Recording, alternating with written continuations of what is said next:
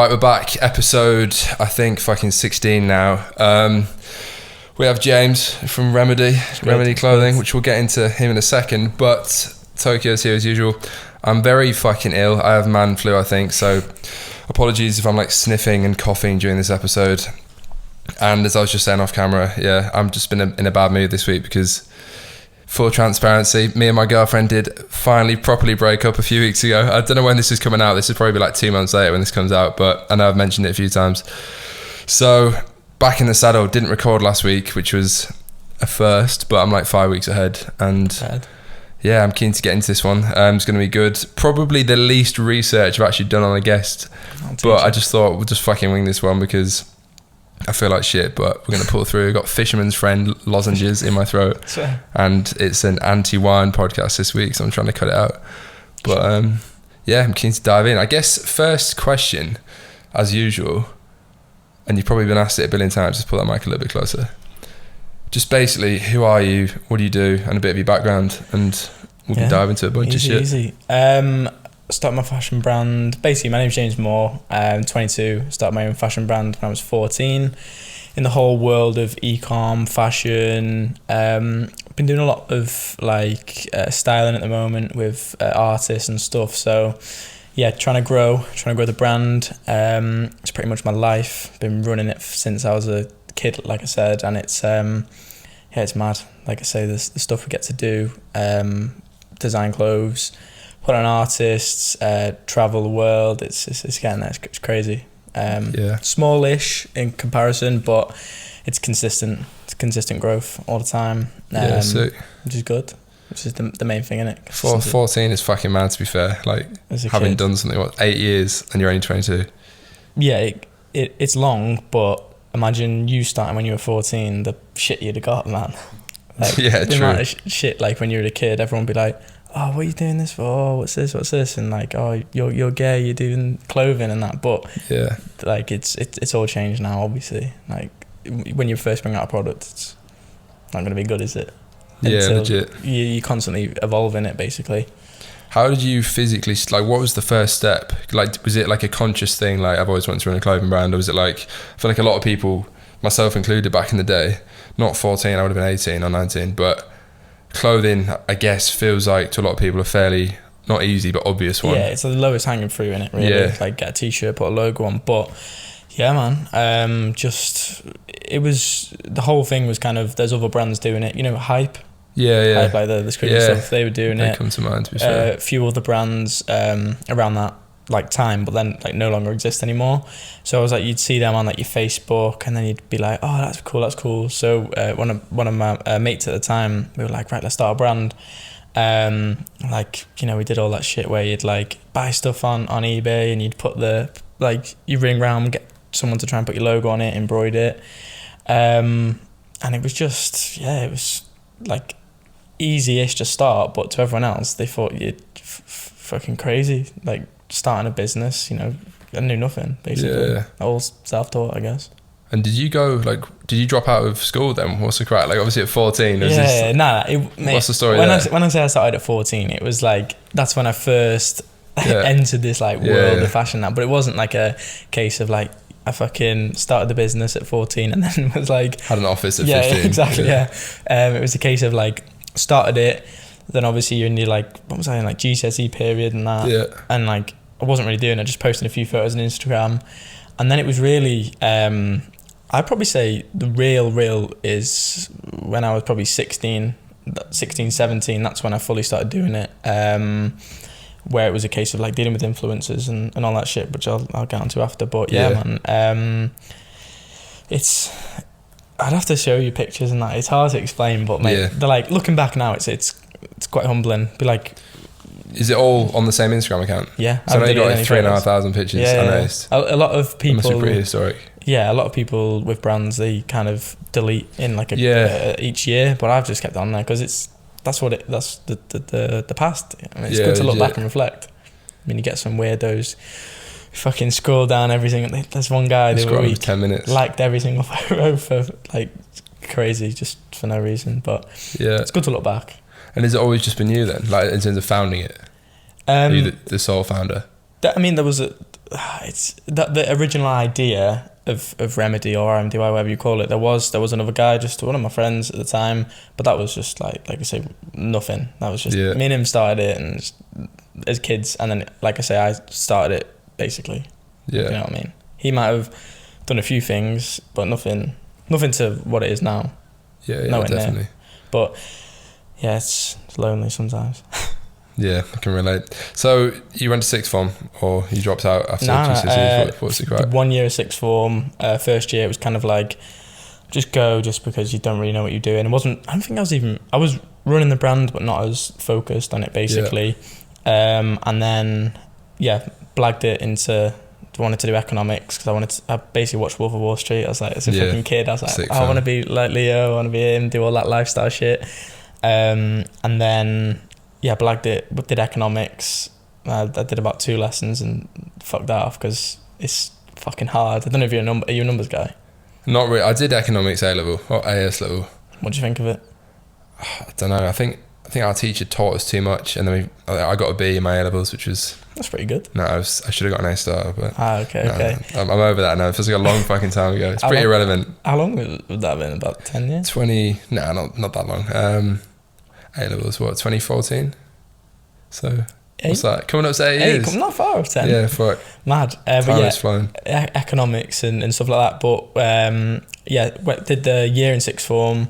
And then the second year, I basically started working with influencers and stuff like that. And then that's when like the brand just fucking, I say it blew up. It didn't, like now it's not blown up. It'd be like a bad day for us. But like, it started doing okay. And then it got to the point where it's like Mum, I don't need to be in school anymore. Yeah. Basically, sixth form. Had one of my teachers in sixth form. Basically, was never attending. And this is the second year now, sixth form. Yeah. Basically, never attending certain lessons. And she used to say, why are you back? You're falling behind on your coursework. What are you doing? What's going on? Where are you? And then she was like, oh yeah, I know you're doing this. Your brand on the side. Is it really worth it? You don't want to throw away what you've worked for in A levels and that when. Yeah. And all that shit. And basically one of the teachers in school, she knew obviously I wasn't attending as much, and she used to say, you're falling behind on your coursework, and like, they give us that bullshit stuff. They're like, you've worked so hard, even though I hadn't, to get into sixth form. And I didn't, but like, you should be here, you should be focusing on your stuff. But then she was like, but on the other side, the flip side, you've clearly got a passion for business, fashion. So like, I'm saying to you, if you want to go down that route, your business, or you focus on your A level, she was like, you're going to have to make the decision what you want to do. And I was like, oh miss, I know what I'm going to do. And she was like, I know what you're going to do too. And then that was like pretty much one of my last days in school second year. Pretty much. So you didn't finish A levels? No. I did. I remember going to one of the exams office and saying, that's probably a bit cocky, just like, just to let you know I'm not doing the exams. And they're like, well, you are. I was like, I'm not. I'll pay for it if you want. And they were like, doesn't matter, the money. I wasn't like cocky like that, but I just probably had a thing against teachers where I was like, don't really like authority. Like, like, not authority like that, but like, I know what you mean. It's a bit. It's like it's just like a generation thing, isn't it? I think like that generation didn't really have like the online opportunities, so by default they're probably closed-minded to it. 100%. They wouldn't know what it was. It was, you're building this, because bear in mind this was like 2015 time. It still wasn't early in ecom, but it's still like relatively early for like Shopify brands and shit. Like so Facebook guys and that. It's quite like a foreign language to teachers and stuff like that. Obviously my mum, she was from a background of being a teacher as well, so she was always kind of like, oh, don't don't wreck this opportunity what you've got and that. But my dad, he's from business background, so it's been like drilled into me as a kid. It's like fucking business.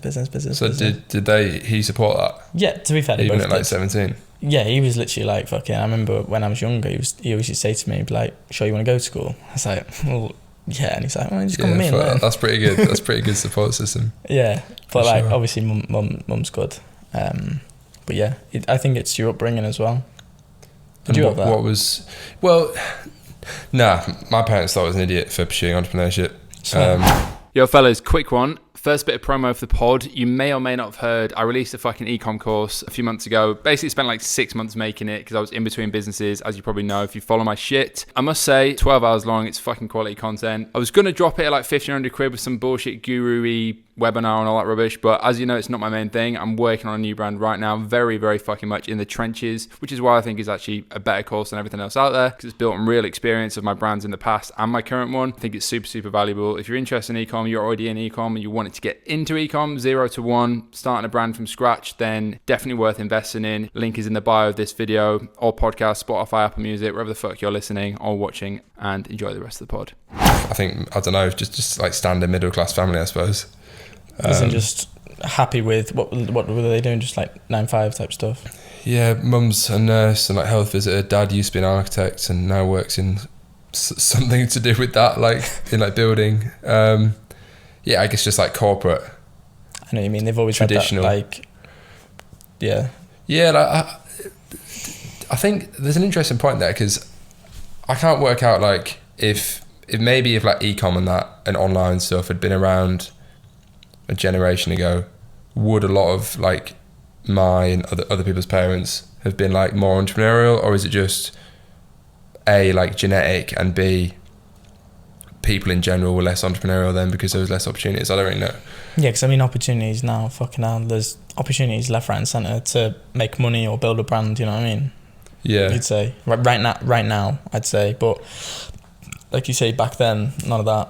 Yeah. There's no way in hell you could do shit like that back then. Like, if you wanted to, for example, open a brand or a fashion brand, you got to get shops, you got to have people like that. Like, the startup costs are fucking phenomenal, whereas now you could do it in a bedroom. Yeah, I wanted to be fair, if that's like made, if like evolution wise, fuck it, there'll be like more entrepreneurs in like 1,000 years, because like obviously more and more technology. Yeah. But then by definition, will entrepreneur mean something else? Because like it's always meant like, I don't know, the 1% of people that go and do their own thing, whatever that is.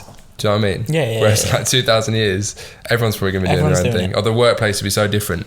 It's I don't know, it's just mad. now, isn't it? It's getting different, like remote work and all that bullshit. It's so true. It's actually mad, like the generation we're living in. I find it, I don't know about you, but it's the best. I think the best. It's definitely the best. It's definitely the best. Because it couldn't be more, I say it lightly, easy. It couldn't be more easy because, like I say, you've got access to Google, you've got access to internet, so fucking everything, Facebook, it's in your hand, and it's so easy. I read a quote though the other day. It was like, I don't know what it was, but like I think it said that we are drowning in information but starving for wisdom. That's got you good. It's kind of deep, but it's actually very fucking true, because there's more information than ever, more access, but because there's more access, there's more distractions and more competition as well, and more, you know, social media, people flexing stuff that isn't true. Like, I don't really like all that. Do you think mad. Instagram and that is a distraction? That's what we're getting pretty deep for 13 minutes in, to be fair. Come on, man, let's get it. This is good. We can go deep on a billion things. I don't know. Well, yeah, because I took like 7 months off Instagram. Why? When all that shit happened. Because I was just getting abused. As in you didn't want to talk to no one, or like basically... Well, as in I just deleted my personal profile. I like disabled it. But yeah, I mean, there's definitely pros and cons. I've come to the conclusion now, I think, for me, it's probably net beneficial, work-wise and life-wise, to have social media than not. Yeah. But I think, like with anything, it depends how you use it. Yeah, it's like I say, how you meet new people, for example, Instagram. Yeah. But without that, what you can do, travel up to Chester and like try and like... Yeah, exactly. You know what I mean? Like, yeah, so many things. Like even... Yeah, like I was saying to you before off camera, like potential investors for this thing I've met through social media ultimately, and the podcast, like shit like that. You don't do LinkedIn, do you? I've got a LinkedIn profile, but I wouldn't say I do LinkedIn. No, do you find it a bit... LinkedIn is, I feel like it's becoming like the Facebook news feed. Like people post pictures of like their fucking breakfast. I don't know, like it's quite cringe. Yeah, I think it's very like everything's always filtered on there. Like everyone's too like it's meant to be professional, isn't it? Like should be filtered to an extent, but I don't know. I just feel like people who are really on there, like you should basically, if you want to see someone's true colours, go on there. Like, well, I would say go on their Instagram, but go on their Facebook, I'd say, because like Instagram you can tarnish it up a little bit, you can look a bit better, and like with the lifestyle stuff, but I don't know, LinkedIn is just a bit I don't know, I just feel... It's an online CV, I suppose, isn't it? Yeah, Whereas it depends what Instagram's you use it for, though, innit, really? Yeah. But, yeah, I would say, as well, Instagram definitely a distraction. I've had to put a fucking timer on mine. Yeah, I was going to say, you still got an account, because it's how I message you on here. Yeah. But, yeah, it's true. Like, I do find myself just definitely aimlessly scrolling a lot more than I wouldn't if I didn't have Instagram, but that's just a self-control thing. Do you have notifications on that as No. well? That's good that I Definitely don't. not. But then do you feel like you check it more, though? That you haven't got notifications Potentially, on? yeah. I do. Who's messaged me? I don't even have WhatsApp notifications. No, So you I did have before. to act... What, was that me buzzing? Did you not hear it before? You got WhatsApp? Oh, it would have Oh, been... it might have been Jack. It might have been Jack. Fair. That's what I heard it But, was. yeah, you are right. You end up fucking checking it, which isn't that efficient, but... Like you say, you just go back to the beginning. It depends what you use it for. If you're using it for business, you're using it to flex, whatever. Use it for whatever, do you know what I mean?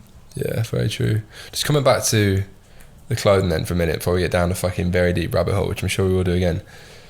So when you like fully went into the brand, I guess at 17, do you think you were more interested in like business and e-commerce, or you were more interested in fashion and the vehicle to sell it was e-commerce? Pretty much, yeah. So like always as a kid, it'd be like my mum would always take time to kind of not dress me, but kind of just like, I always remember as a kid, I'd always have to go to Next with her, and I'd hate it at the time, but she'd always put me in like the nicest stuff and that, and always make me look good. So I've always had like nice clothes. I always remember in school when it was like own clothes day in school. Yeah, I remember that shit. Love that shit where you wouldn't be in year uniform. threes wearing like Gucci. Yeah, where the fuck that'd be like that now, but like back then it was like fucking, you know, Nike. As the George yeah, premium. literally, yeah. Next stuff. But I just used to love that because I used to feel like, oh, like fuck the uniform. I just love to wear my own stuff. So I guess it was the cool thing to do, a fashion brand, because you'd look at people like, I remember Early Doors fucking represent like Early Doors. They were like one of those Tumblr emo brands. They were, yeah, like the fucking beanie hats and fucking the long elongated shit. Yeah. But I remember seeing all that and I thought, nah, this is fucking sick. But it just so happened that Ecom was the platform to sell it, because like I say, to start a fucking shop, you're going to need thousands and thousands of pounds to fund it. Yeah. Whereas Ecom, I think the startup cost was like, what, fucking 150 quid? Yeah, legit. So when you dropped out, what sort of numbers are you doing? Like obviously you could sustain yourself, I guess, if your parents were approving of it and so on. It wasn't even more. I think to drop out, it was pretty much like, what was it like? What did I do? Like $2,000 a week. It is in sales. Yeah. But which is still good. Yeah, but fucking 17. That's it for like a kid. But it's I was bothered about the money, but I don't think I was as like, oh my god. I just thought the coolest thing was that I never had a boss or never had anyone to tell me what to do. I just had like freedom, basically. That's what I was saying before about the authority type thing. I always said I don't want to have a boss. I don't want to have someone to tell me what to do. Like, you do that. Yeah, very true. It's like very true. Same for you. Have you worked a few jobs, have you? Worked in a burger bar. It was my last job before 5 years ago when I was in uni. I had a few jobs, yeah. Never like professional ones. No, but did you always think, can't wait to like fuck myself? Yeah, I always hated it, yeah. But yeah. You got to do it though. Rite of passage, yeah. Yeah, but it's... I don't trust people that have never had a shit job. Unless they started a business at 14. Yeah, but I did work as well though like I said, what did I say before? Yeah, when I was still starting a brand, I did have another job as well. So it doesn't sound as glorious as it was. It wasn't a case of like, fuck, there's this much. Were you full time when you dropped out though? Or did you still like part time jobs? I don't even remember. No, that was it. It was. I think I quit school in the March time, and then I was working in Iceland. You know, like the food place, like fucking the freezers and stuff, which I think it was fucking very humbling, great experience. And then I think I quit in the August there or the June. Then I went fully, like, head down with this. And yeah, best decision I've ever made. Yeah. So, doing $2,000 a week, roughly, whatever. 17. What's the setup like? Are you still holding stock in your parents' house? Are you working at home? I assume. Yeah, back then. Yeah, fucking hell. It was literally, I'll show you pictures after. The whole, you can imagine what it'd be like, the whole like bedroom covered in fucking boxes, stock. Yeah. Like, I can't remember, I think I bought an ironing board from Argos to pack my orders on and all that stuff. Classic. I was fortunate. Another job I've only had 2 jobs. My first ever job was in a sportswear shop where they did embroidery, printing, all that stuff. So that's how I met them, and they were able to obviously embroider, print for me. So I was basically kind of using what they've got as an advantage to me and doing everything there. So I didn't really have to bring all that shit home. Basically do all my Remedy stuff in my work time in there, and then send it off to the post office down the road. So I wouldn't have to fucking do anything at home. How are you getting sales at this point? A lot of it was organic, Instagram, but then the big thing which just like took it to that like 2k mark, whatever, was the whole we basically just did a collaboration with do you remember Geordie Shore? Yeah, I remember Geordie Shore. Yeah, I went to uni in Newcastle. I used to be filming there every night. I swear. Yeah, because you would have been about in that era of doing it. Yeah, like 2016 sort of. So that's like 15, 16. That's prime Geordie Shore. Yeah. Like so, Gaz and Scotty T. Yeah, that's literally it. Scotty T would literally, I appreciate saying this on camera, I swear he would have been 26, 27 maybe at the time, I think, and he'd be picking up 18-year-old girls from a student accommodation in this Lamborghini he had. I remember it distinctly. I used to see it outside where I used to live, and be like, Scotty T, which 18-year-olds are you taking this week? Mate, maybe they were 19, let's throw him a bone, but it was bad. Yeah, that's it, but you know, girls would look at him and be like, oh, he's got this, because it's easy for him, really, isn't it? Yeah, 100%. Back then, but I think he went bankrupt though, you know, or bust. I've heard something like that. Yeah, I don't know, but that's it. Like, they live this lavish lifestyle, and no money's coming in, they can't fucking sustain it. Yeah, so it's got to go. But yeah, just fucking mad to look back. Obviously, doing the whole promo thing with did a promo with Aaron off Geordie Shore. Yeah. It was the whole case of him would basically get a photo, shit photos, by the way, looking back, they're fucking awful. Like, that's just, it's like me getting a picture of you there. I've done a promo with him before, yeah. Have you? In the past, yeah. And he'd do like okay photos back then, and just post on his Instagram and just be like, the next 100 people to follow Remedy will get this, like all this shit, and like your followers would just go up, and then that's when like the sales would start to come in. And I remember being in Iceland, working. I remember going upstairs. I always used to get like, do you remember Big Cartel? Yeah. Did you ever go on that? Never used it, but that was like pre-Shopify, wasn't it? Yeah, that was like the early days, and you always used to get an email and it said like Big Cartel, order number 123. Yeah. And I just remember that buzzing in my pocket because I was on a shift in Iceland. It was like 7 p.m. And we'd agreed every Sunday for the next 6 weeks, because Sunday was like a prime time, innit? Yeah. Sunday 7 p.m. Aaron posts. I just remember my phone going da-da-da-da, and it was like orders while I was in work. Like stacking the fucking shelves. So I went upstairs and I was like, I'm being sat like in the locker room and just thinking, oh, this is fucking absolutely nuts. I'm here and I've got this going on the side as well. It's mind blowing. Yeah, I was back when influencers actually worked. Worked really well. Yeah, Do you remember how much you were paying them? Was it like a big chunk given? Yeah, so if you're working in Iceland, it must have felt fucking heavy. Yeah, but well, the heaviest thing that year also, like, so much has happened. I got fucking scammed as well, but I'll tell you about that in a minute. Mate, it was fucking, I can't even remember how much money it was for the first one. I think the first one was like fucking $3,000 for like 2 posts, so £1,500 a post, which is a lot of dough, but yeah, it's obviously stuff you'd built up selling, because I wasn't doing any ads then. So your whole profit was kind of sell a t-shirt for X amount and then take away any of the costs. There was no ad cost involved, no fucking overheads. It was just straight pure profit, which is good. So yeah, I remember paying him that, and I remember ringing his like agent and him just saying to me like, look, you know, I'll look after you. It's a big thing for you, all that salesman type stuff. But you know, he pulled through. It was like great. Best if it was like that now, the investment, the ROI on it would have been fucking fantastic. Do you know what I mean? Because like, do you remember when Instagram, if you posted something, everyone would see it? Yeah, facts. Now it's organic reach is dead. Yeah, I think they did it on purpose though. 100% they do. It's like Facebook newsfeed. Facebook used to get organic reach back in like 2014.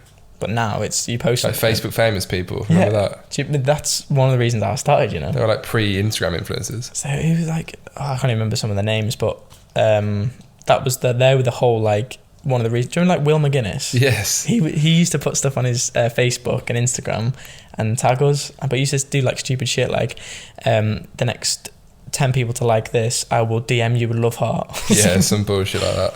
Which is mad, but it worked. Like you go on my Instagram later and scroll down, and I think there's an old video of me like recording the screen and Will McGuinness like fucking doing a shout out to us. That was like fucking so cheap. That it was like £10 for him to do a status. Yeah, legit. A fucking status, Jesus. Do you know what I mean? Yeah, but like classic. now, like influencers, as you're aware, you've fucking worked with them. They just I mean, it's more of the actual content they create now. Yeah, definitely. Content and like social proof and shit. But for followers and stuff like that, you're not going to gain off a post now. It's like, I remember you saying you did one with J. Alvarez, which was the biggest one. Yeah, he's cool as fuck. 7 million followers.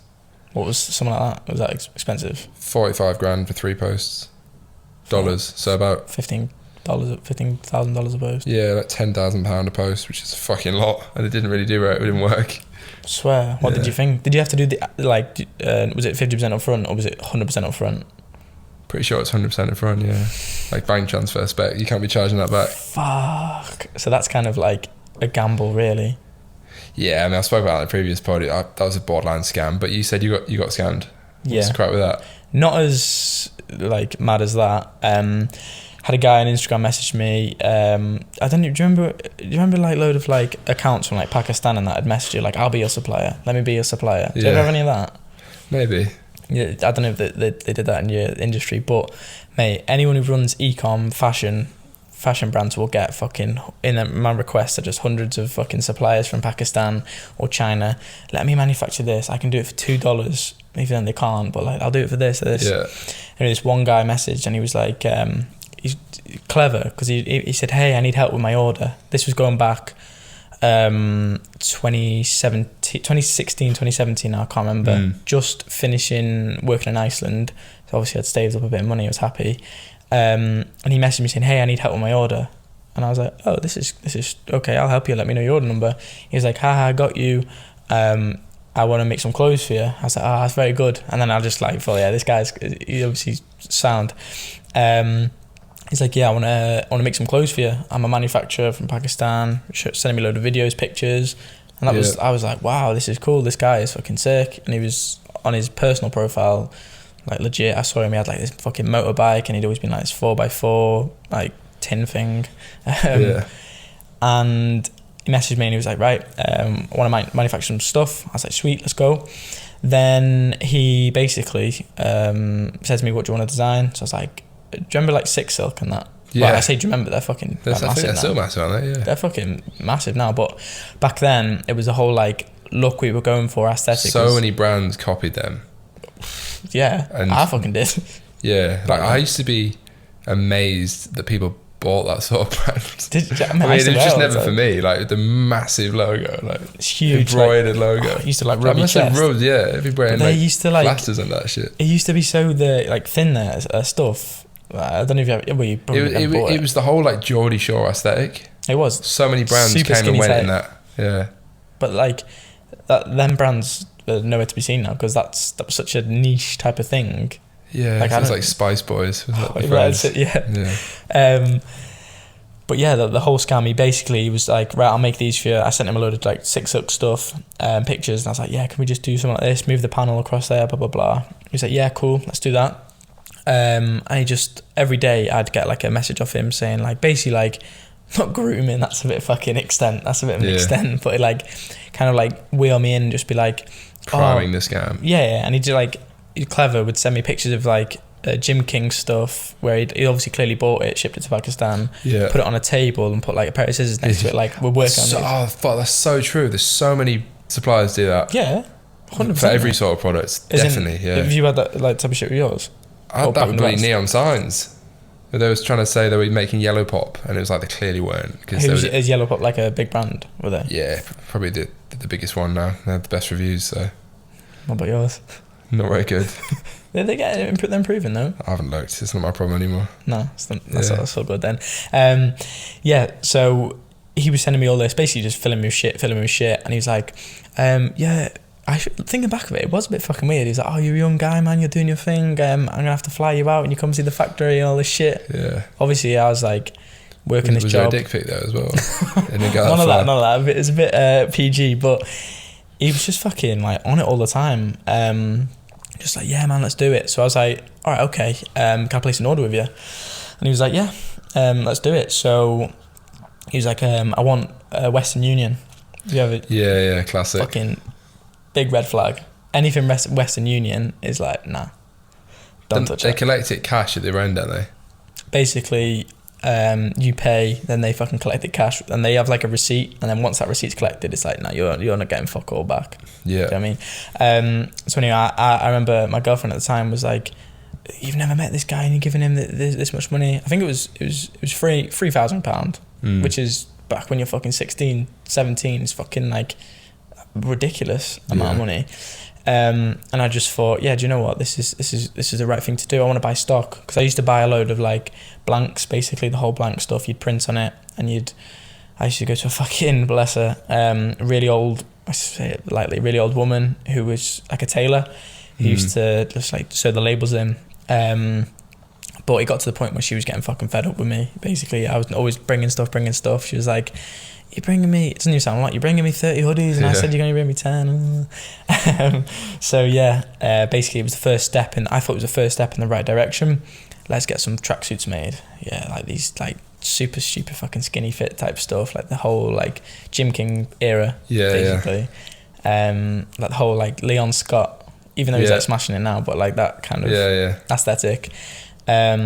So went for it basically. He was like, right, we'll do 3,000. I've looked after you. It should have been 5,000 or whatever, because you're a friend. They say my friend, you're my brother, my friend. I never met the fucking guy.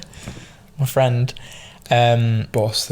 Yeah, boss. Hey, boss. Or hey, dear. Yeah, legit. That's China. Yeah, they do that. They still do that now. Yeah. And yeah, basically sent in the money, Western Union. I remember going into NatWest. I was like, "How can I withdraw 3,000? Probably only about fucking £3,100 in my account." And they were like, "Yeah, sure." I think if it's over a certain amount, they have to ask you, don't they? Like what you're using it for. Yeah. And she did. I think it was over. If it's over 2,500, it's probably changed now. It was over 2,500. It was like you have to say why. And I was like, "Oh, I'm just using it for investment."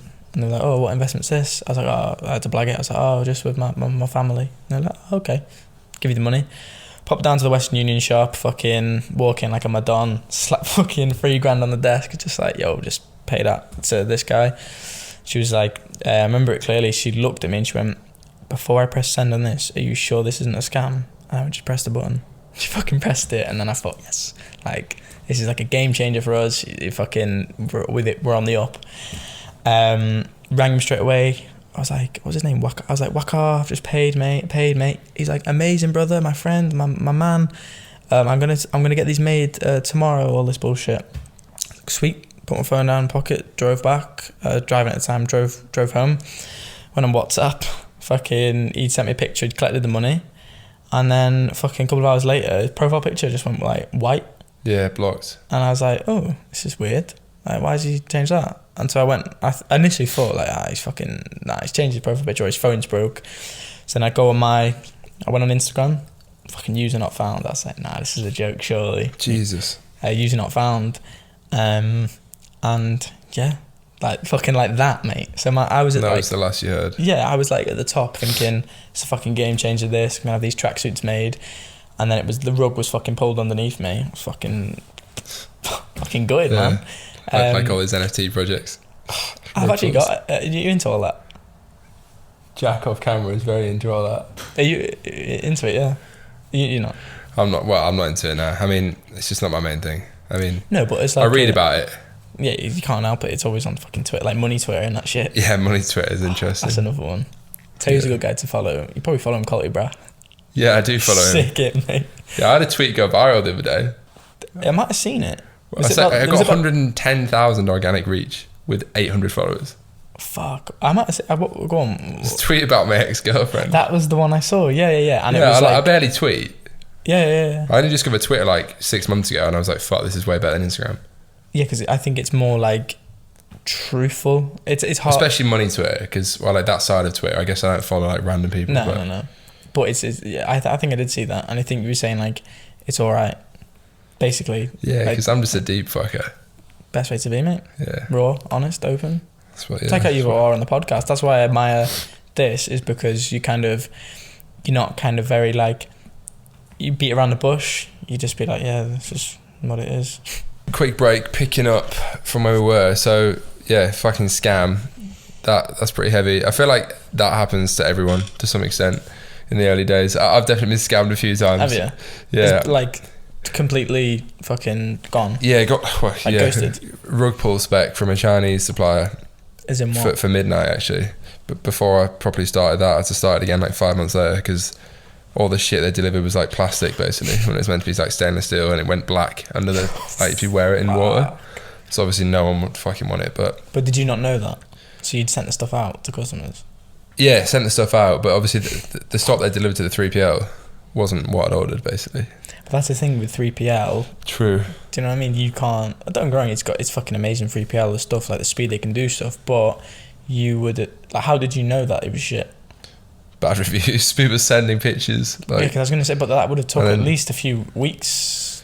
Yeah, I suppose, yeah. But I mean, I guess it happens to everyone to some extent. Yeah, you learn from it though, innit? So coming back to that then, like, so let's like speed up the journey a little bit then. So from 17, fucking dropped out of college, whatever you want to call it, A-levels. A-levels. And then what happens over like the next, I guess like 2 to 3 years? Like, I guess, all right, better question. When did you start like running, I guess, paid ads?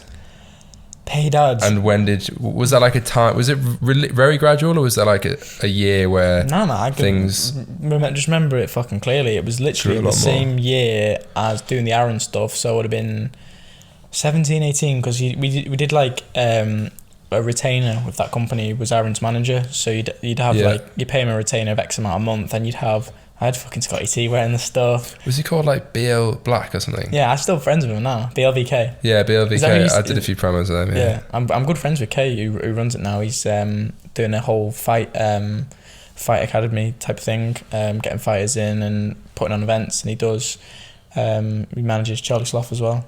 Oh yeah. Which is, I wouldn't know certain people like that, but yeah, I used to have all them type of people, and I remember just fucking thinking the brand is only going to get so... I think I noticed like fucking not sales dipping, but like every time these influencers would post, they wouldn't be as big as that whole Aaron time as the year got on. Yeah, they kind of like worn off, and then I just thought, shit, I don't want to be a one-trick pony and rely on that. What else can I do? Then it was a friend of like one of my best friends who models for the brand still. He's been modeling for the brand for years. He introduced me to a guy called Dan Farrow, who was doing like this whole like online marketing stuff. Never had a client or anything, and he was like, I think we were just having a coffee or something one day, and he was like, oh, I'll do your ads for you. I was like, all right, sweet, here we go, boom. Yeah. And then fucking from there, he's still doing it now, and it's like fucking... Yeah, it's mad. So is he full time, or is it just like freelance? Freelance pretty much, but he's like he's freelance, but he works for a brand like it's his own. He fucking puts, honestly, I mean, the effort he puts into it is fucking unbelievable. Like I would say without this type of stuff and effort he's put in, Remedy wouldn't be where it is, because he's just fucking like, he does some of the creative as well. He's just fucking so clever. Honestly, mate, he's a fucking legend. Yeah. So is that, which channels are you running on? Then and now. So I assume that was Google and Facebook originally. Not even Google. Just Facebook. Just purely Facebook and Insta. And it'd be a case of like, I don't even know. I think we'd probably spend like fucking like 30 quid a day, and you'd think it was a shitload of money. And then obviously slowly build up. But yeah, just fucking that. But obviously now so many different platforms, as you're aware. Snapchat, TikTok, fucking everything. So you're running across everything right now, like TikTok, Snapchat, not Pinterest? As much TikTok. No, that's meant to be quite good though. Yeah, older audience, I think. It's good for like homeware shit. Definitely good for that. Yeah, it did run quite a lot on there for that. But good return. Yeah, it does alright. It wasn't as good as Google or Instagram. Do you think Google's fucking... I I do I have like Google. Google. I spent more with Neon on Google than Instagram. Really? Spent like 2 million quid in a year and got like a 3.5 ROAS, which is ridiculous. Fuck. But that's because it's a high AOV. I don't know. It's very intent based. So like people want a sign, they search for a sign. It's less like an impulse thing. I know what you mean. So like You don't buy a £300 sign when you've seen the first ad. Genuinely speaking. Whereas with clothing, someone would be Yeah. like, I need a new shirt. Boom, Yeah. just order it from Remedy. Yeah. So do you not run Google now? Yeah, we do now. Just not originally. But not originally. No. That was only probably in the last 2 years. Yeah. Of that. But just basically just mainly Facebook and Insta because that was kind of all I knew really. That was that. Battered it. And how is the spend split now then? Like as a percentage across platforms? Snap. Getting pretty technical here. I feel like people want to hear this shit. Snap. I don't know the exact numbers. I'm not really a numbers type of guy, but Snap do quite a lot on, and then Facebook, Insta, and then Google. Not much really. Between, I think recently a lot of our it's been weighted towards Snap. I don't know if that's for our audience, but yeah, Snap works really well. Like especially with we create a lot of UGC type content. Yeah. And that just seems to like work well. I'll swipe up and then it's very, very interesting. Yeah, so But I think that's my audience. Yeah, so who would you say the audience is? Like primarily? 18, 25 really. 18, 25 or 26. Yeah, shit. I'm too old to be wearing this. But yeah, and I notice like a lot recently there's been like some of the tags we've had on Instagram a lot more like not older people but people like my age. Yeah. And I always feel I get worried because I feel like, oh shit, when I get to fucking 30, am I going to be making clothes for youngers or am I going to be making clothes for me? Yeah, that's an interesting question actually then. So is that the way you've approached it up to now? You've just made shit that you like and obviously people that like your style buy it? Pretty much, and you think that will continue to be the case rather than thinking you've got the 18 to 25 and when you're 30 eventually I don't know. Target 18 to 25? Yeah, it's really hard to think because then you feel like as a business, if you know your audience, stick to it. But then I feel like I'm basically very emotionally attached to the business where it's like if I wear it after 8 years. Yeah, it's like a baby, innit? Yeah. If I wear it and if it looks good, I'll be like, yeah, man, this is what we're going for. But like a lot of my friends who run fashion brands as well, they're kind of like they'll see what's selling in America or something and they'll be like, right, let's get this in. But like if I don't like a certain type of thing or I can't see my ideal customer in my head wearing it, I'll be like, it's not going to work. It could work, it probably would work, but I feel like you've got to be 100% down for it product. Yeah, I think that as well. Like personally, I could only ever work on shit that I was a customer of. 100%. Like you say, whereas obviously some people, that's not the case. Like I've got a mate who's one of the biggest beasts ever. He's only 22 actually, or maybe 23 nearly, but he runs a brand aimed at middle-aged black women and he's a young white male. Complete opposite, And I've said to him, like, how does that work? But for him, he just likes the process of building the brand more than he likes the product or any product. Because he's a brand builder and just likes making money off it. He's a fucking genius. Like the brand's incredible. But yeah, I just thought it was quite funny because it's so stark niche. Contrast to doing something that you yourself like, which I think is probably where most people have to start. But then I feel like maybe I should kind of be a bit more adventurous with the stuff, if you know what I mean, in terms of like, maybe I wouldn't wear it, but if I know like certain type of t-shirt style, I wouldn't wear it now with fucking Y-necks. Yeah. Shit like that. If that was on fucking like trend. Top Man 2 for £10. Yeah, literally, or Peacocks. Yeah.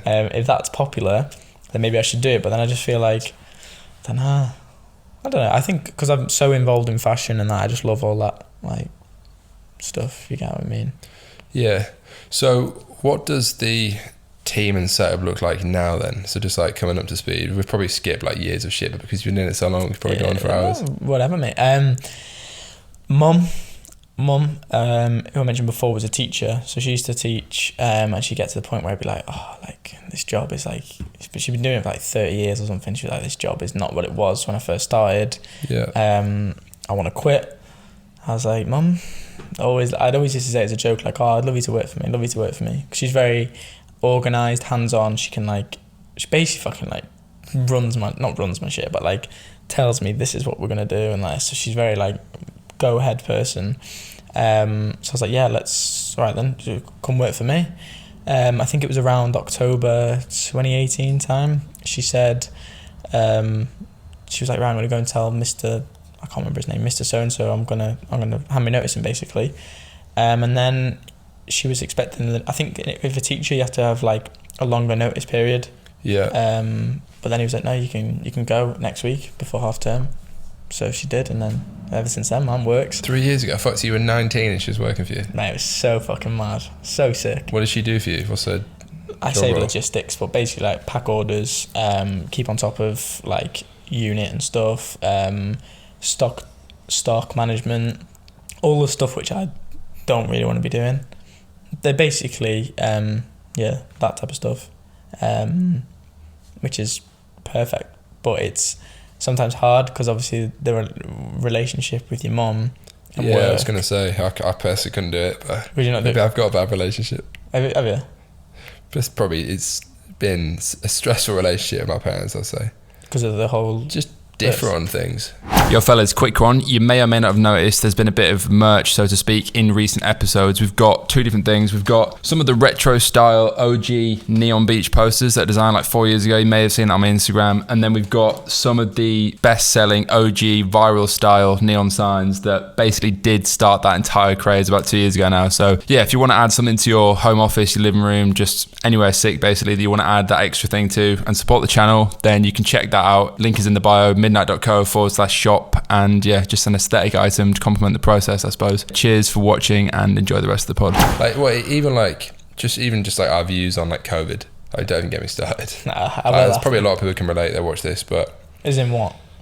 So you can't... I did see yeah. you tweet. I did see you tweet. Yeah. Well, yeah, that's That's controversial. been fucking mad, that though, to be fair. Yeah, we've been arguing about that, but I mean, I don't know. Some people get on really well. I've just always found it an amicable at times relationship, but Do you think challenging. that's because of the whole you do this, they did that? Do you think the work, or it's nothing to do with the work, or do you just genuinely Yeah, I feel... think ultimately it is. Yeah, I think it comes down to difference of opinion. Like, I'm not willing to change the way I view the world to please people. Best way. Yeah, fuck, but trying to And be it's just sad if it's family or close friends or whatever, but... Yeah, but it's your life, innit? If you think about it, it's your life at the end of the day if you want to... Yeah, I just think more people need a backbone. I know this is going on this isn't to do with my parents, to be fair, but I don't know, this is kind of topical to like what we were saying before about like the whole wearing masks again thing. Yeah, I don't know, I just think this isn't a conspiracy or like anti-COVID, the other letter, because we get banned on YouTube probably. But yeah, I don't know, where am I going with this? Yeah, I just think more people need to actually have an actual opinion on things, not just regurgitating what they see on screens and thinking it's fact. But I was thinking about this on the train. I just don't get it. I honestly don't. As in what? Like, I don't get the mass adoption of ludicrous rules. so have you travelled in COVID times? Yeah, multiple times. Did you have to wear a mask, or did you not wear one? I'd wear one on a plane and stuff. I'm not an idiot. Like, I'm happy to. Yeah. You're not anti mask now, but you just feel like... I'm not anti-mask. I'm anti, like, being told what to where do. does this go long term? It's not just COVID. No. It's like just other things in life as well. I don't know. As in, like, do you feel like, for example, the media will just tell you what you want to hear, I manipulate don't stuff? know. Like, I've never met, in my personal opinion, a super successful person that watches the news a lot. No, fucking no chance. just Because haven't. they live on their own terms. They do what the fuck they want. They Exactly. don't have to listen and by that. by the same token, I've never come across a super successful person that agrees on everything with the masses. Like, just do the maths. Because it's basic logic. 100%. If everyone thinks something, it's probably wrong. Yeah, exactly. And that's why, like, anyone in this 1% group they've gone the other way, haven't they? They've gone off the beaten track. Yeah, I don't know. Like, yeah, I feel like people on like Money Twitter, they force that rhetoric a bit. Like, oh, I'm so different, to the point where they're like, They're just I think that the guy you mentioned before, someone like him, yeah, if I call he's him out. fucking mad. But maybe it's someone else, but someone like that, they put like a tweet, and this is going on a fucking tangent, Oh, and it was like a picture of like just normal lads on a night out smiling, and they were like, these guys aren't hustlers. Like, I was like, what? They're just fucking having a good do you know time. what I mean? Having a Like, they laugh. go so like, I'm a maverick against the masses, that they just actually seem stupid. Just be a cunt. Whereas I'm not saying that at all. I'm just saying certain things that, whether it's COVID or your anything opinion. else. No, but like that's going back to what you're saying then about people having like fun and that. Like some of my friends would never understand this whole industry, this whole ecom type stuff. They don't get it, and that's fine. But I would never disregard them if they're happy doing their work in the week and then getting fucked up on the weekend. I'm cool with that. That's fine. But I'd never drag someone down and be like, oh, you should be doing this. Yeah. That's wrong. You should just do. You let them do them as long as it doesn't affect you. You know what I mean? Yeah. Like your friends, I don't know, obviously your friends you've got in ecom, but surely you've got friends who don't do ecom. Yeah. I was with a bunch of them last weekend where I drank way too much and started texting my ex-girlfriend. Oh, drunk bad. text. Very bad idea, yeah. But that was like a one-day breakdown. But yeah, I think you can definitely have friends that are doing different shit. I completely get that. Did you find, like, did you lose, I guess, like, how lonely was it just because you left school fucking young to pursue doing this? And I guess to finish the previous question as well, like, who else is in the team? Like, do you now have people, obviously a lot of people around you that make it way less lonely? To be fair. So like I mentioned before, Dan does all like the creative ads type stuff. Another lad, Matt, again, who does all that type of stuff, creative. My cousin, she helps, been a fucking legend this like whole Black Friday period, like helping my mum basically do all that, and CS, like customer type stuff. Yeah. I'd say again, Dom, who I mentioned before, who does the modelling, I think anyone who's involved in this, my business, just goes above and beyond. Doesn't like, even though like it might be modelling, but like he'll help with creative, he'll help with like fucking just other ideas and stuff, like, because he's a friend as well, he'll like put his input in. Yeah. Lucky, a girl who lived down my road, she does a lot of work for us as well. Basically just like fucking, it's not family, that's a bit fucking cringe, that word, but you know what I mean, everyone's just fucking sound. It's just great. Yeah. Lucky. Yeah, sick. And then, like, day to day, what's a standard day like? Or is there not a standard day? Or I guess like an illustrative day? Illustrated day would be, kind of just be like the normal, like I do a lot of running, like it's like a lot of running. Where I live, countryside, is like fucking shitload of mountains. So one of my best mates is a like cross country spec? Yeah, not like that. Like fucking fell running. Is what pretty it's much, called. yeah. Like a lot of like we'll go down to like sand dunes and stuff, and we'll do dunes. We'll run up mountains, and just that kind of whole like freedom, fucking outdoors, like not giving a fuck type of stuff. So one of my best mates is a pro MMA fighter, so it's kind of like his fucking discipline and mindset is just a fucking joke. Like he's so, like if he was here now, he'd just be like, have you seen that? I don't know if you're into all that type of stuff, but Kobe Bryant, there was a video of him at like, I think it was Chris Rock. Yeah, I've seen that. Like, it was just so, he's literally like that. Like I'll be telling him something, he'll just be thinking, and he'll go, yeah. Like, do you know what I mean? And that's kind of rubbed off on me. Like I'm very not. I just think a lot of stuff and like focus, and I believe in that. That's fucking important. Focus. Yeah. So fitness type of stuff. Wake up, go to the gym, and all that type of stuff. Check your emails. Say if I've got a shoot, because we try and shoot quite often because content dates. Like content gets old. Like stuff we've shot. Yeah, definitely. Like last month is old now. Plan stuff like that. Any exciting stuff coming up. I get a lot more because I'm not doing it on purpose, but I'm doing a lot more like showcasing myself for the brand. Yeah. Not a personal brand, but I guess you could call it that. Oh, yeah, it is. Yeah. So people, getting a lot of people message me and like, oh, they want to know more about myself, or they want to know more about the product, and I'm kind of just like, do that. Talk to suppliers. Just I feel at the moment I'm doing a lot, and I feel like it's as good as it is. In order for me to grow the brand, I'm going to have to just let go of certain things, delegate more, in order for us to expand and grow.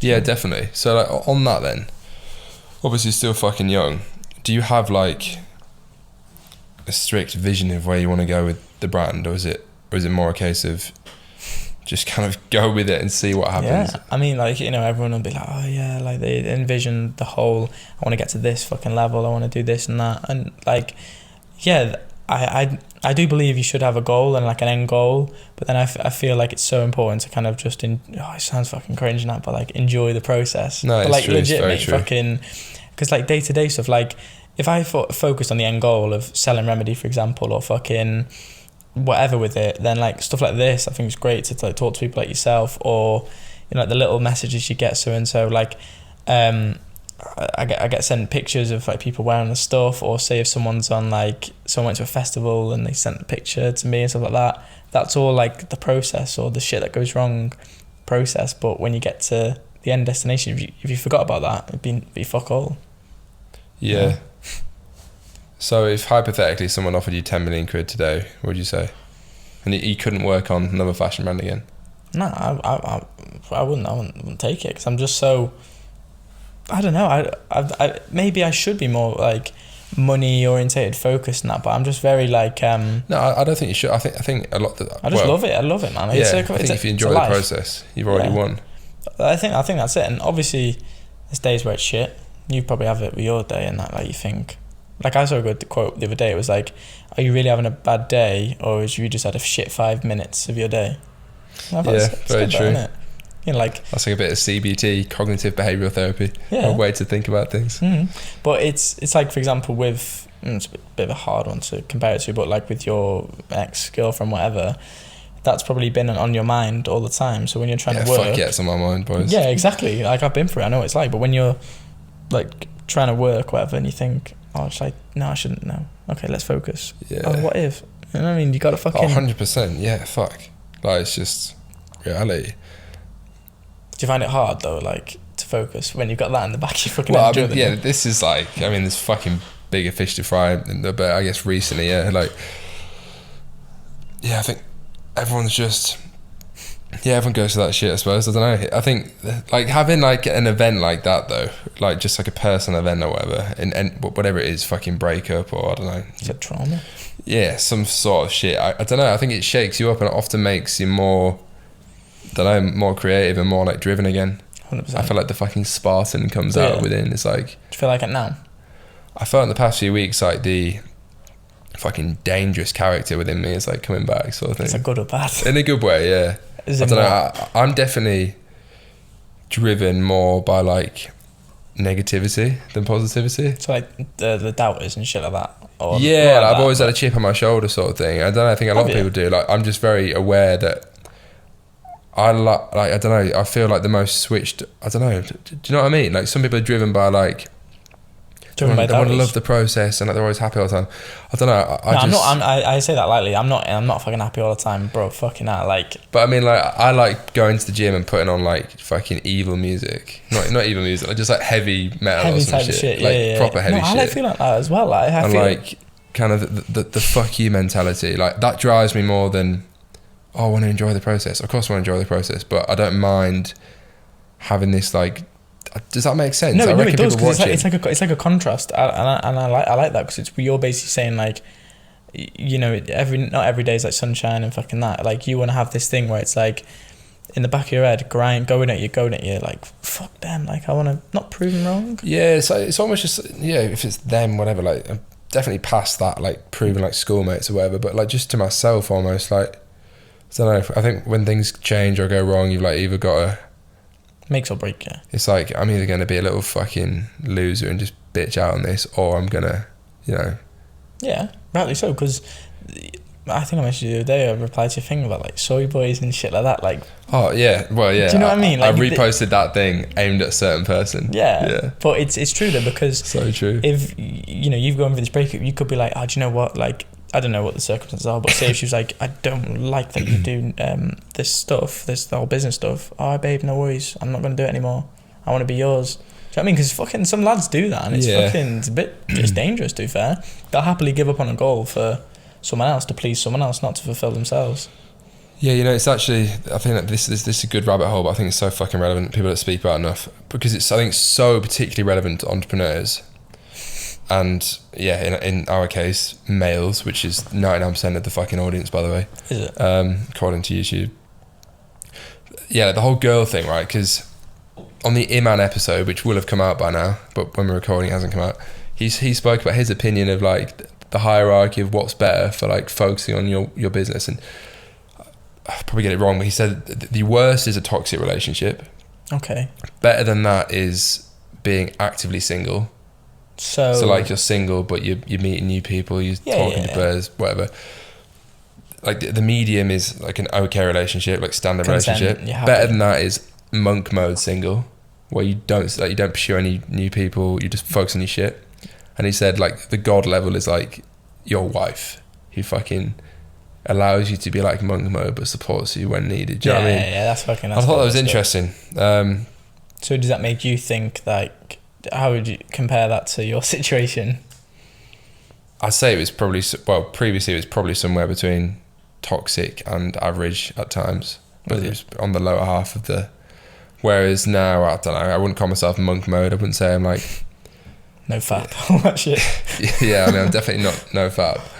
I've actually done that. I don't know if you ever have. I have tried that. Oh, yeah. I did like 3 weeks before when I was in Bali. I could see through walls. That's what they freaking make it sound like on Twitter. Like Reddit and stuff, like Fapstronauts. I never heard that. Like, that's like a don if you do 365 days. But you have to be a school shooter and live in your mum's basement to do that. Yeah. So I've not personally reached that milestone. Don't think it did anything of that. I just felt fucking... You just feel more distracted by sexual desires. Yeah, because you're just like, what? Yeah. It's true though. Yeah, fuck me. That's a whole other rabbit hole. Where was I going with this? I suppose... I know you mentioned your current girlfriend. Can you speak about that on camera or no? But you said that her friends don't like you because you work too much. Yeah, I can talk about that. Yeah, they won't mind. They're basically... That's a bit of a weird dynamic, no? Yeah, no, it is. Basically, like, if you're around me, I'm very, like it's fucking been hard for me to kind of, like, put my phone down. Don't know if you're this... Not for, like, because I want to go on Instagram, but, like, I always want to just... I don't know, it's like a fucking weird thing, like, just want it in my hand. I thought you meant because your girlfriend was texting you. No. No. She's tracking your location. Yeah, no, she ain't that bad. But I know some boys who do have that though. We have like their fucking girlfriends like on iMessage when you can check people. Yeah. Weird shit. Find my friends. Yeah. So basically, like everything's calm with that. Like been with her for on and off when I started the fucking brand, like 8 years. Jesus Christ, that is long for that age. So, but like obviously we've done the whole thing, broke up, been with other people and that type of thing. But yeah, she's cool. She's a good girl. But yeah, the whole thing with the friends is just like they didn't like hate me like that, but it's just kind of like because I'm always working, always head down focused. It's like I think my current girlfriend would kind of want someone who's a little bit more not doing my thing, basically. Someone who can give her that attention, time, and that. Whereas I'm very selfish. I like being selfish. Not in like I sound a prick. Yeah. But I think you have to be in like your 20s particularly. Do you feel, because obviously you're a few years older than me, do you feel, this is like some advice from you to me, do you feel like being selfish now, my age, is good? Or is it you got to find a balance, or do you believe in that? I don't know. I actually think my view on this side of things, definitely like the whole girls and like balance in trying to be an entrepreneur is definitely like matured. And I think a good one to watch based on this is Adam Reed, who's a year and a half older than me and much more successful. What is he? Is he on YouTube? He was on my previous podcast. Oh, and he has that £30 million brand, and he was that the dog stuff? Pet stuff? Yeah, that was sick. But he's always sort of laughed at my previous idea that I want to be working all the time, because he claims that he like barely works. I mean, he does work, but like he's not like a 50 an hour a day. It's not his life. He's like 8 hours a day tops, but he's more successful than anyone else I've had on the podcast, arguably. Why? Maybe not, to be fair. Like, take that with a pinch of salt. In that sphere of ecom. No, I know what you mean though. He might have. He literally probably found the perfect balance, if there is a so-called thing, balance. Yeah, I don't know. So like, what's the point I'm trying to make? I think you have to be. I think there's a bit of a weird, like, arguably like toxic phase that everyone goes through, particularly in their early 20s. I think, and myself included, where you like, I don't know, you like feel like you have to tell everyone that all you do is work, when actually. Yeah, and I think, by the way, you should probably do that for a while. But then I don't think it's sustainable, like mental health wise, like relationship wise, because I don't know, like, like a ridiculous example is obviously like Jeff Bezos. Fucking, like, he says he like only works 8 hours a day and all this stuff. I mean, obviously he's got to that level. Yeah, but that's later on. That's what I was gonna say. That he seems to fucking forget about the fucking years and years and years he spent fucking grinding away. Yeah, I think it's a balance. I don't know. Do you believe in a balance though?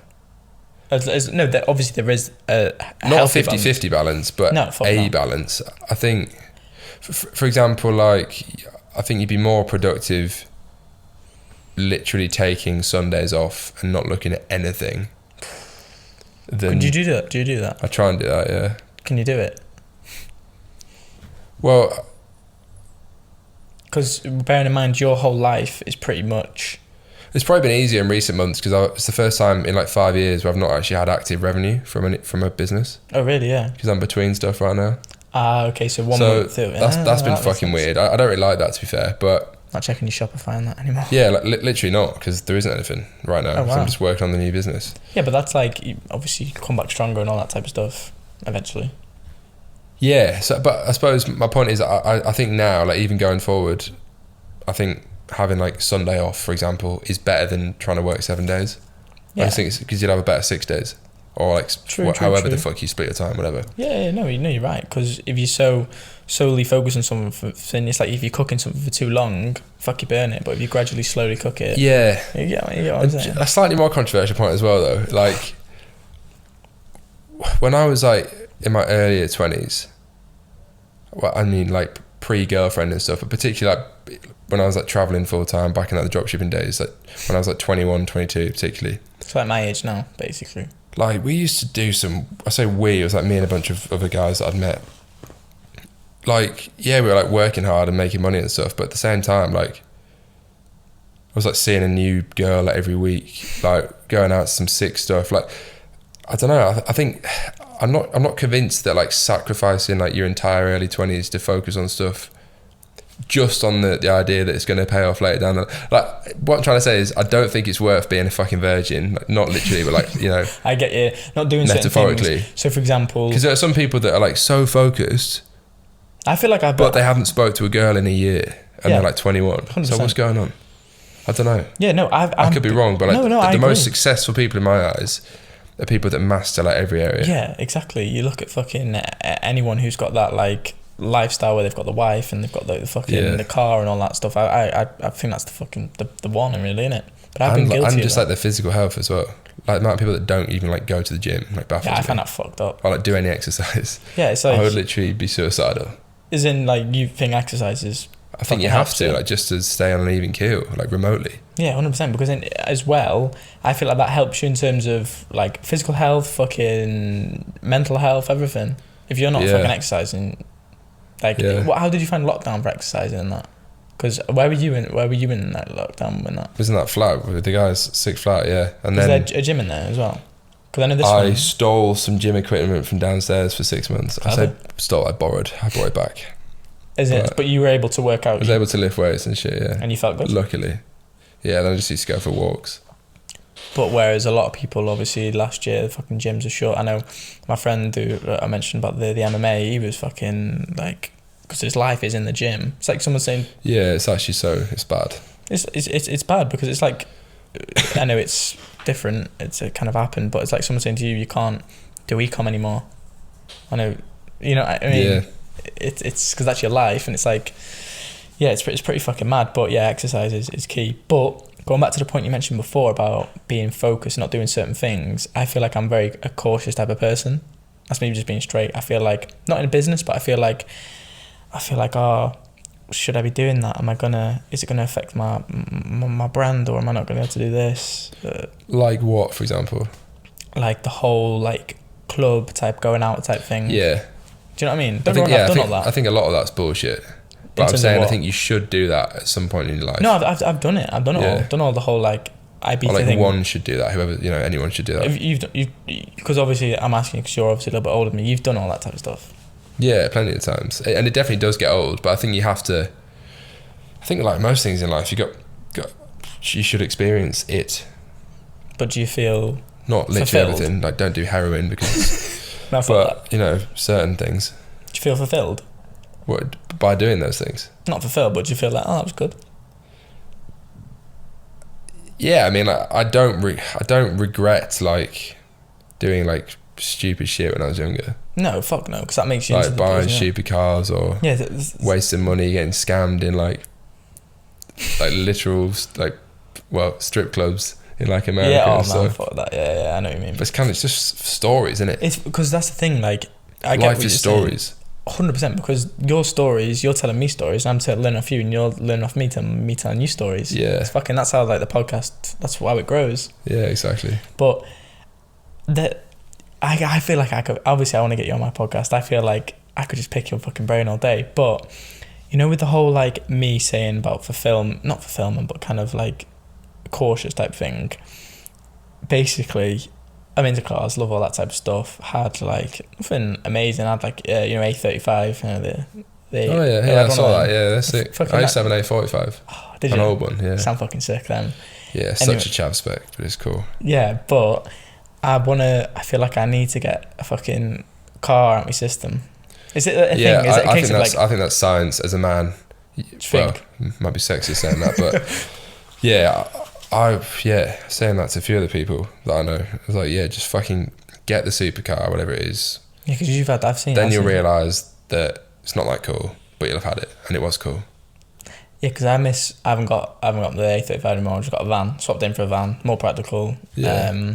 But then I see fucking, it's a bit, whatever. It's a bit not controversial, but like I do get a bit confused when I see people who haven't got a good job. I didn't mean that lightly, but like they're like scraping by to try and afford a car. Yeah, I mean, that's the culture we live in these days. Yeah, it's like fucking a lot of our revenue is from Klarna. Yeah. And stuff like that. Klarna's controversial. Yeah, they had a lot of issues, didn't they?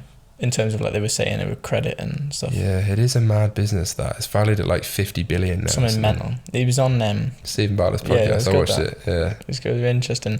But going back to the point, do you think I fucking need to get out of my system or just like find other avenues to be like... If you're into cars, yeah, I was always super passionate about cars. So I bought a car like when I could afford one and bought a load of stupid ones. Yeah, they were fucking nicer. I'd get one again, like, but I genuinely am over it right now. I mean, so do you not even think like I say, I drive my van, I feel like this is fine, it's more practical, helps me carry stuff, but then I feel like I see a nice car go past, I'm like, fuck, you know what I mean? Yeah, I mean, I think there's probably like certain things in life that you should do just to get out of your system, and I think for a lot of men, like a fancy car and a fancy watch are probably some of them. But do you not think that's nowadays, as sad as it is? If you're into that. Yeah. And you can afford it. But do you not think that is two things I pick up on? Sad thing, because I feel like a lot of lads do that just for women. I think. Yeah. To kind of like... Doesn't get girls, I don't think. I was going to say, did it help in any way? I think it's probably helps on like a dating profile. It's just... would you do all that with Tinder and that picture? In the past, yeah. Like, what, would the profile picture be you on a car and that? Wouldn't be the main picture, probably, I don't know, probably it's on the Instagram, innit? But yeah, true. I think something like that, it's basic, like, not to be too nerdy about it, but just like girls and dating are the same as an ecom funnel. But I think it's the same shit. Buy them a drink, impress them. As in, like, sort of stuff. Just to break it down simply, like, we were speaking about this the other day, me and Jack. Like, if you're a single guy and you want to get fit girls, whatever it is, whether that's fucking through online dating, through out in a bar, whatever, like multiple mediums, you know, you can think of that as like Instagram ads, Google ads, whatever. Yeah. Get in front of enough people, so like go and speak to girls, whatever it is. You know, most of them probably statistically they won't reply or not interested. No. I.e., like, you're not getting 100% purchase conversion. Yeah. You can have to retarget. And then, some you'll get a number. That's like an add to cart, whatever you want to call it. Some will go to checkout. Maybe that's a date. And some might purchase. There you go, boom. So, and then some might become a recurring purchase, you know what I mean? Like subscription. So, yeah, but it's the same principles. Everything is the similar though in type of things. So, how the fuck do we get onto that? Don't know, mate, but I'm enjoying it, to be fair. Yeah, but I think, it's good because like... It's dating advice on this podcast as well. Yeah, but I find it interesting in terms of how you're... Like I say, because obviously you're a little bit older than me. Only not a lot. It's like 4 years. Ancient. I can see the grey coming through. Yeah. But like, that's why I was just asking you, because where I'm from, it's very like no one's kind of doing what I'm doing in this whole like ecom space. I don't know anyone up my area other than my friend Dom who does his own stuff. But like that's why there's, like you say, I can imagine all your people around you fucking, this is, ecom is their lives, but it's nice to speak to someone like yourself who's a little bit older than me, who's lived, I'd say you've lived a lot. You've lived well, would you say? Yeah, I've done a lot of shit for sure. And I think that's a good way to be. It's quite, it's good to hear someone like me who's not like I'm not mollycoddled up there, but like I'm away from like the whole like out stuff, like lifestyle, money type stuff. Is very, where I live is very plain, fuck all. Yeah, it's interesting you say that, because that's exactly the same story as the two other clothing brand guys I've had on the pod. Really, yeah. They both live at home where they're from, and they like that, whereas for me, I would hate that. I just never go on with it. A lot of my friends say I needed more like stimulus and more opportunities and more risks. I don't know. Maybe I'm just quite a high risk person though. Risk, yeah, but high risk, no reward, isn't it? You know what I mean? Yeah. That's how you got to be. But like I've took risks. I took fucking stupid risks earlier this year. Talking about scamming, they got fucking scammed again. Really? But like, it's not. I can say it. I can say it on here. When's this come out? 5 weeks. Oh, fine. 4 or 5 It'll weeks. all be resolved by then. Basically, Chris Brown, one of his fucking guys, his team, which isn't his team by the way, like pretty much scammed me, to be fair, but it's all like getting sorted now. What happened there? Mate, it's fucked. Basically, so guy I know who is like I don't know if you see him on Instagram, they're just always with celebrities. Like I don't know if they just leech off celebrities. Yeah. They're just all, I don't even know. They don't bring any value or anything. They just are just well-connected people. And they're just always partying, whatever. I don't know how they fund their lifestyle. But guy I knew on Instagram, again, social media, basically used to just message me saying, hey bro, like your stuff. And just like started chatting and that. But he's from Portugal. So anyway, he was like, I help brands basically get on like famous people, celebrities. He was saying like fucking Neymar, fucking Skepta, all these people. Yeah. Obviously fucking Drake. Yeah, pretty much like wheeling me in. Anyway, that was about 2 years ago. He did actually get me. Are you into football and that? Yeah. I am and I'm not. I've got friends who play, but got me Camavinga. Is it Eduardo Camavinga? No, I don't know who that is. Yeah. Anyway, he's some fucking like Donny from France who's like big dog. He got him in my stuff, to be fair, so I thought, right, this guy's legit. Anyway, cut a long story short, basically he was like, right, I've got an opportunity for you. Do you want to have Chris Brown wear your stuff? I was like, well, yeah, obviously that's fucking amazing. That's sick. Yeah. Because I feel like with someone like him, everyone knows who Chris Brown is. Yeah. Like my fucking granddad knew who he was. He was like, I've heard him on the radio. So like someone like him just gives your brand so much credibility. I thought, yeah, this is fucking sick. Let's go for it. Let's do it. He was like, right, sick. I'm in Mykonos. We're all in Mykonos on this was only like a few months ago in August. Fly out, bring your case, and we'll get it done there. And then you'll get to meet him. We'll get him in your clothes, all this shit. I was like, yeah, sick. Yeah. And then obviously there's the but. It's gonna cost you. And I was like, okay. And there was two parts of my mind. I was thinking, right, number one, yes, it would be a great opportunity to fucking get him in the stuff. You got to think of your brand. It's going to look great if someone. It's like a talking point, isn't it? Oh, Chris Brown wears your stuff. Oh yeah. And then the other part was in me was like, I always say about influencers and famous people. Do they really like? He clearly doesn't like my stuff. Yeah. If he wants, he didn't know anything about it in any way. But he clearly doesn't like my stuff if he's going to charge me for it. Do you know what I mean? It's like, but anyway, I just thought, right, okay, fuck it, let's go for it. And then obviously got down to numbers. I won't say on camera what the number was. It's not like crazy fucking money, but like it's enough to be like questioned, like what the fuck. 5 figures. 5 figures, yeah. No, it wasn't definitely not 6 figures like that. Five figures basically. I will tell you, it's nothing fucking crazy, but it was enough, like I say, to be like, that's my money, stop fucking about. Anyway, I get all the go ahead, like, I get added to a group chat with fucking Chris Brown's manager, Chris Brown's fucking stylist, fucking not Lil Baby, Da Baby's videographer. Like, I've still got them on my phone now, like fucking all them names and that. Yeah. And basically they were just chatting like, right, they're sending me the schedule for Mykonos. So they were in Mykonos, I was in the UK. They were all flying over, private jet and all that stuff. I used to follow their accounts on Instagram. So they had me to this chat, they were like, yo, what's up? James from England, it's James from England. I was like, hi, yeah, on this group chat.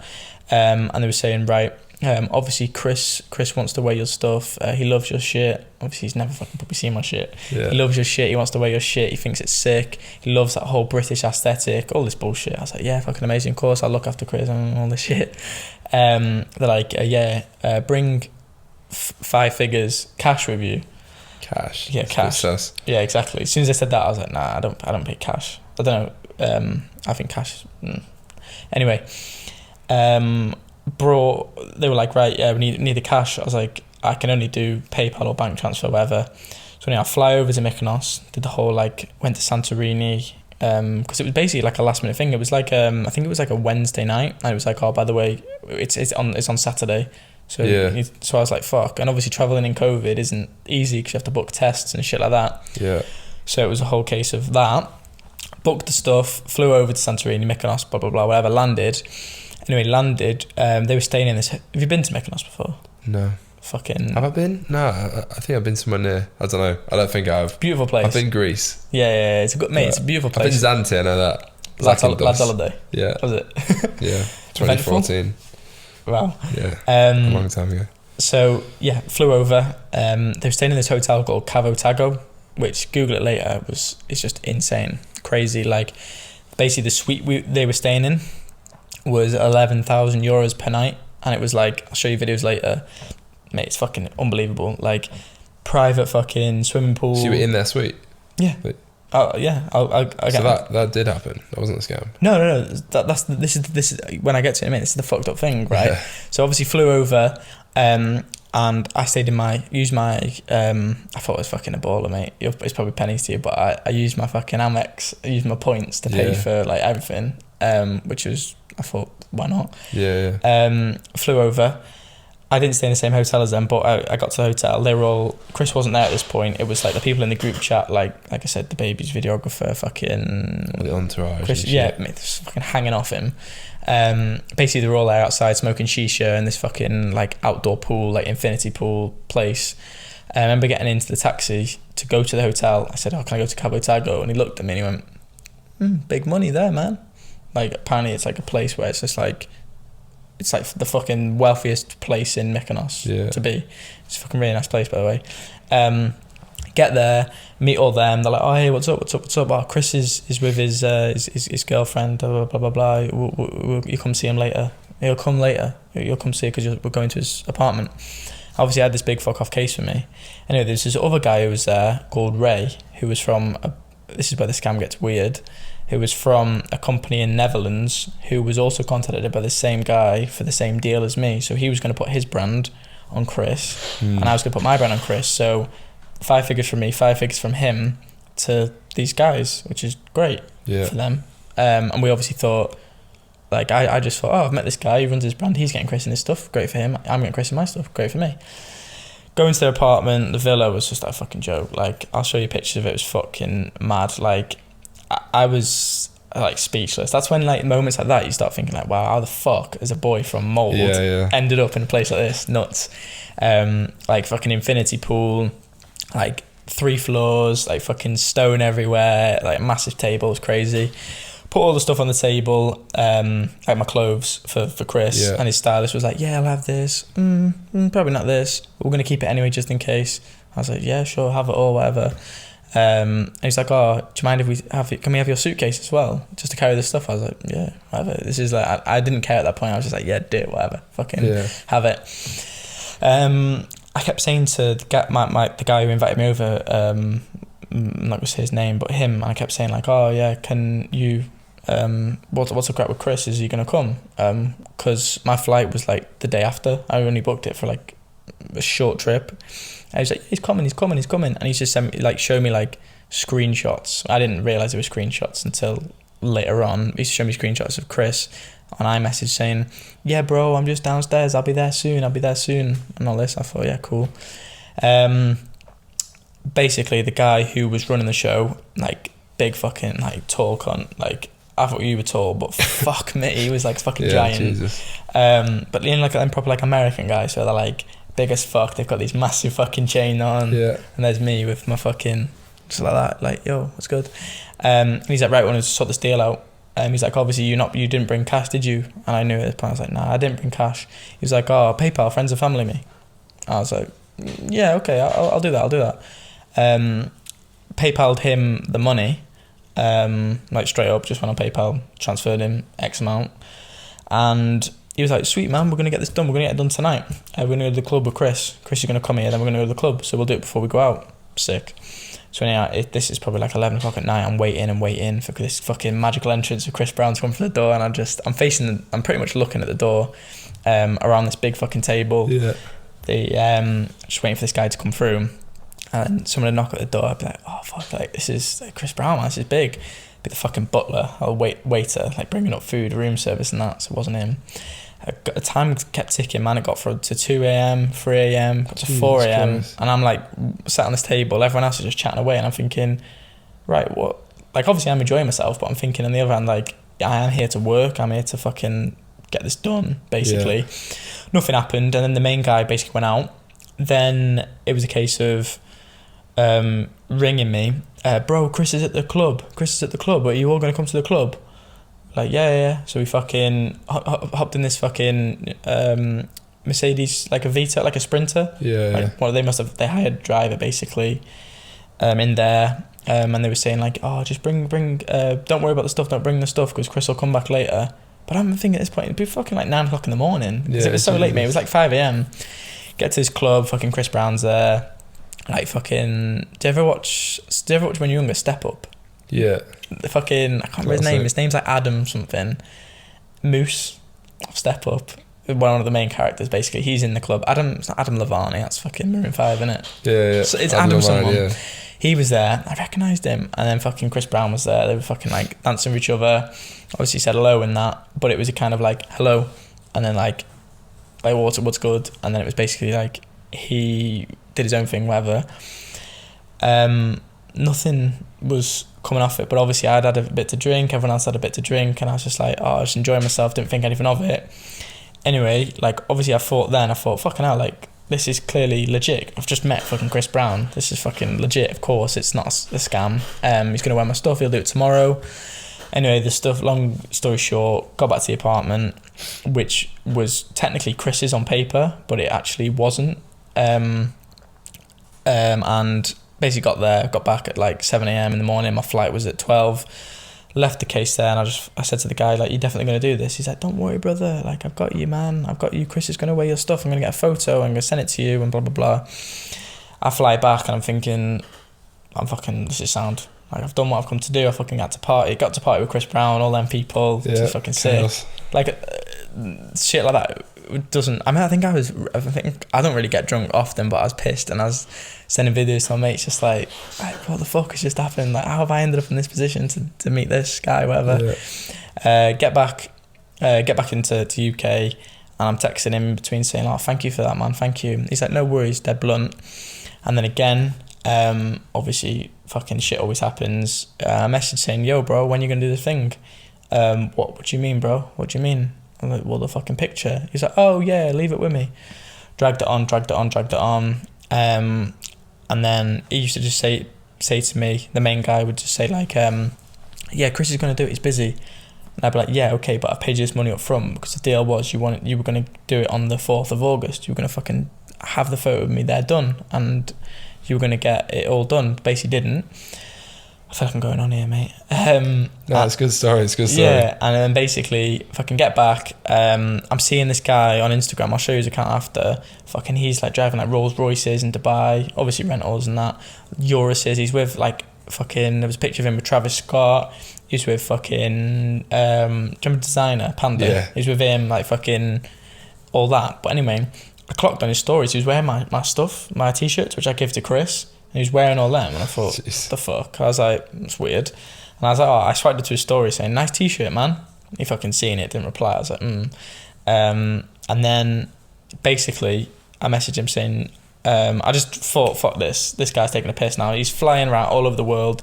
Where's my fucking picture? All I wanted is that one picture. Yeah. Don't care how much it costs. I just want that one picture. Photoshop it at that point. Do you know what? That's what my fucking dad said to me. It's like, do you know what? You save fucking thousands, just Photoshop it.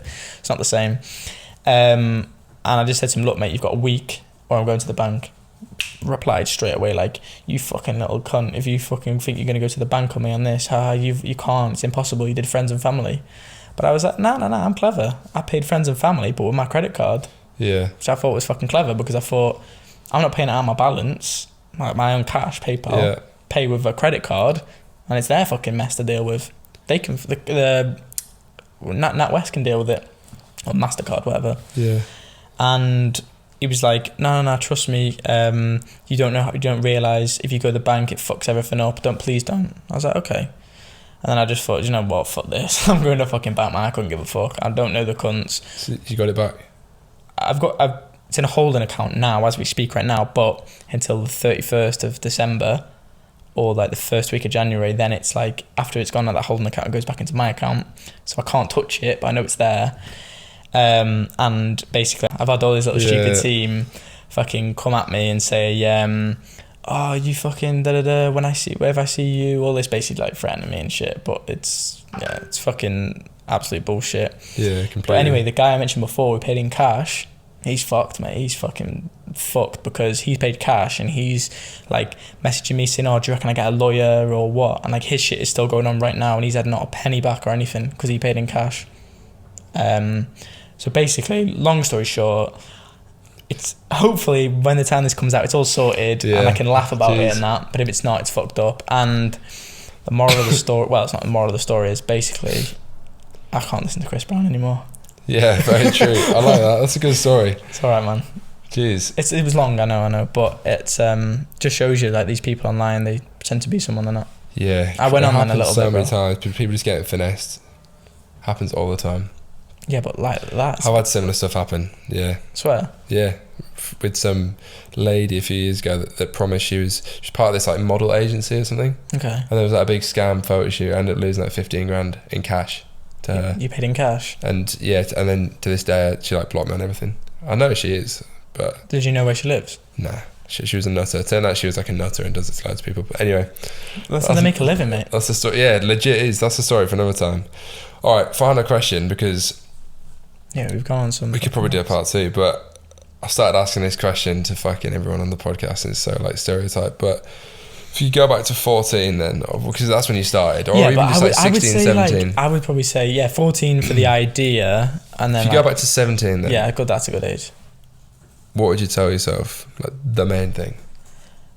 2 things. One you mentioned before about not living, but kind of not being as cautious. Don't be as cautious because you're going to miss out on a lot of things. Like you get all my friends who are not in like the whole like fashion ecom type space, they've all kind of done like the whole lads holiday and like not give a fuck, that type of thing, whereas I've only just done that when I'm a little bit older. Yeah. And kind of just fucking not be too emotionally attached, because I mentioned that before, whereas everything's like it's a bit of a hard decision to make sometimes in doing certain things. Yeah. Whereas I don't know, I'm just learning, whereas someone like you, I'm trying to learn off you. Well, jeez, I'm trying to learn off the fucking next person. Yeah, but that's it. It's a constant thing, isn't it? You're learning from him, who's learning from him, who's learning from him, and you're learning from him, and I'm learning from you, and someone's learning from me, learning from them. Yeah, very true, very true. No, sick. Yeah, I think we could probably do a part 2. We'd probably go on forever, but I think that's a banging episode. I learned a lot about you and the good stories. So yeah, you're a good guest. You can speak. You help me out with my bloody man flu. No, you sound fine. I say that just at the end. Yeah, cheers for watching. I guess as usual, subscribe to the pod. It's on Spotify, Apple Podcasts, music, whatever. Share it with mates if you like it. We get a lot of messages, to be fair, like on a daily basis on Instagram, saying people like the pod, which is motivating. So got to keep these up weekly. We've got plenty more in the pipeline, and hope you enjoyed. Catch you in the next one. Peace.